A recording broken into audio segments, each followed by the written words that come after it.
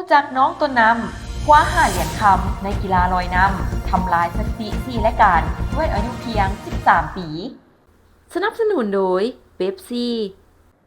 นครหลวงเวียงจันทน์เป็นเจ้าสะญาติได้10 เหรียญคำ6 เหรียญเงิน5 เหรียญทองจากโซเจ็ตการแข่งขันลอยน้ำในงานมหกรรมกีฬาแห่งชาติครั้งที่ 12 หรือนครหลวงเวียงจันทน์เกมในนั้นการแข่งขันกีฬาลอยน้ำในงานกีฬาแห่งชาติครั้งนี้ดำเนินการแข่งขัน 4 วันแต่วันที่ 16-19 พฤศจิกายน 2025 โดยมีการชิงชัยทั้งหมด27 รายการหญิง 12 รายการชาย 14 รายการและประเภททีม 1 รายการ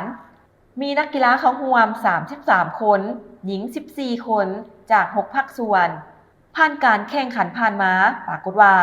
นักกีฬาลอยน้ำเจ้าภาพนครหลวงเวียงจันทน์ของเจ้าสะ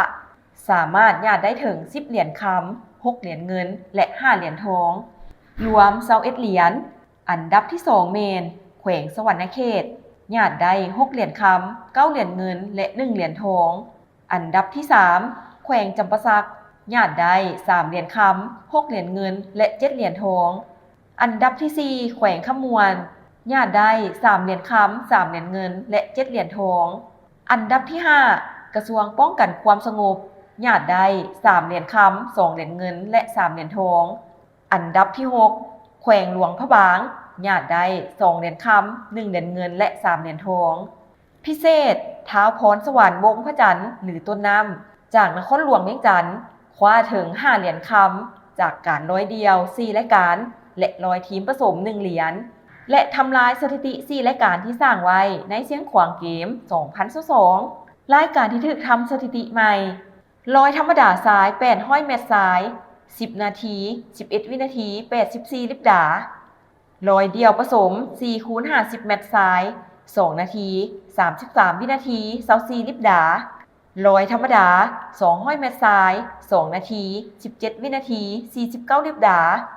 ลอยธรรมดา400 เมตรซ้าย 4 นาที 56 วินาที 12 ลิบดาน่าเสียดายที่ประธานได้สัมภาษณ์น้องเกี่ยวกับการกักเกี่ยมเบื้องลึกเบื้องหลังข้อมูลส่วนตัวน้องเพื่อมาให้แฟนข่าวก็คือชาวลาวทั่วประเทศได้รับทราบพวกเขาหวังว่าในอนาคตจะได้รู้จักน้องหลายขึ้นแน่นอน Make lunch better. Ooh, Pepsi. Make it super, mega, extra spicy. Ooh. Make it viral. That's better. Your meals better with Pepsi.